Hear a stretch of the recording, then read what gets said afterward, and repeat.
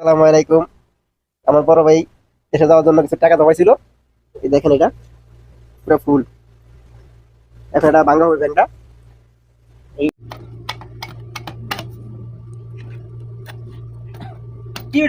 অবশেষে ব্যাংকে থেকে টাকা সব ঢালা হয়ে গেছে এখানে।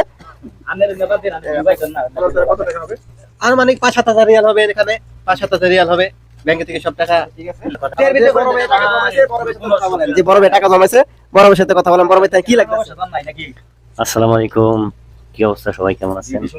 আসলে তিল তিল করেই তো তাল হয়, অল্প অল্প করেই তো পাহাড় হয়। তাই সবাই কিছু কিছু সঞ্চয় রাখার চেষ্টা করবেন। সৌদি আরবে তাই যে কয় টাকাই হয়, 2-1 টাকা করে রাখার চেষ্টা করবেন। এখন যাওয়ার সময় আর কি উপকার আসে, কিছু টাকা জমাইলে যাওয়ার সময় আর কি একটু উপকার আসে, এইটুকুই। ধন্যবাদ, সবাই ভালো থাকবেন।